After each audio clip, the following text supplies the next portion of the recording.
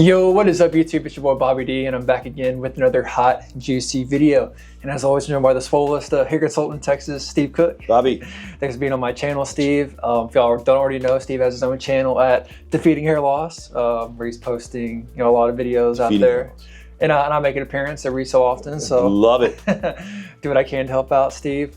And y'all know when Steve's here, we always talk about hair. And Steve, I was out with some friends and stuff the other day, and they were asking, because I've heard this too, is, if you ever wanted to, possibly get pregnant and stuff, that you need to take like maybe a month off Finasteride for that. And I guess my question is though, can you take a break from Finasteride and, get back on it? And would that possibly cause any side effects, or would you lose a lot of ground on your hair? So what are your thoughts?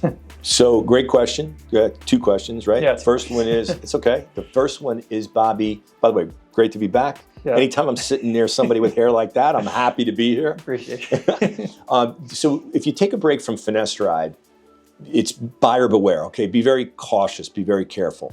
Make sure you keep taking photos. I cannot say this enough. And to make sure as best a controlled as an environment as you can get to watch your hair. Now, if you're someone that, like me, that basically lost his hair on the top of his head in the first 6 months, I turned like 18.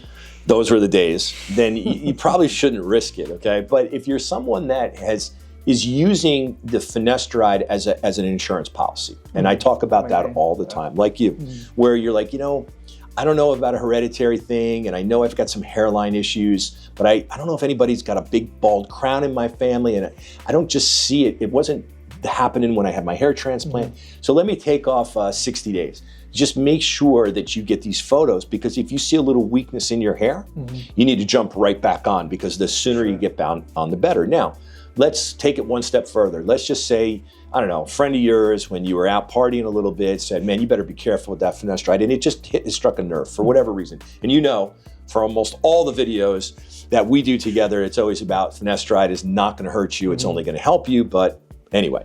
So now you're like, I'm just gonna come off. Okay, now the clock is ticking. When you come off, now all those follicles are up for grabs. So what you wanna do is get those photos, because here you got this like ace in your pocket that as soon as you see some weakness, bam, you get right back on it.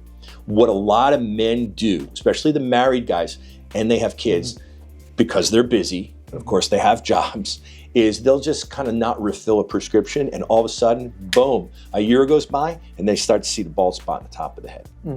That's not good, because you'll never be able to get back to where you were like you are right now. So that's what I would advise anybody that wants to take a break from Finasteride. Just for taking a break, make sure that it's not something that you rely on like I do to keep the hair on my head. Although you could, you just don't know it. Does that make sense? Yeah. Okay, the second question is for pregnancy. So yeah, this is interesting. So, in 0.5% or maybe 1%, once you're around like 40, but the times you're gonna get women pregnant, most likely are between like, 30 and let's say 45, maybe. Or if you're older and you got, your third wife or something, you might be older than that, I don't know. But you wanna be really careful, because, the wives get involved. This is nothing against anybody's wife. And once they see that you could have a slight drop in your ejaculative volume, now not sperm, it's, the fluid that's used to bring the sperm through the uterus and whatnot, that fluid can be a slight reduction. And when the ladies hear that out there that want to get pregnant, they're like, you're coming off that stuff, okay? So you come off, you use topical, okay? Topical Finasteride, and then as soon as she gets pregnant, you get right back on the pill. So you shouldn't have a problem with. But I'm not a big fan of just going off this preventative treatments that we've spent day after day, night after night, hour after hour, video after video, trying to look like that. How do you get there? A big part of it is the medication. So don't throw it all away. I know family is very important.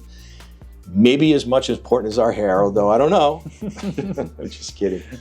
But really, Bobby, what you want to make sure of with everybody watching your videos is they understand that how important Finasteride is for our hair.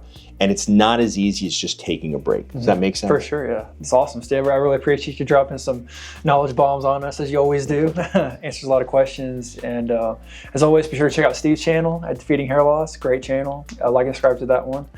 And also, if you like my channel, be sure to like and subscribe as well. And then we will see you next time.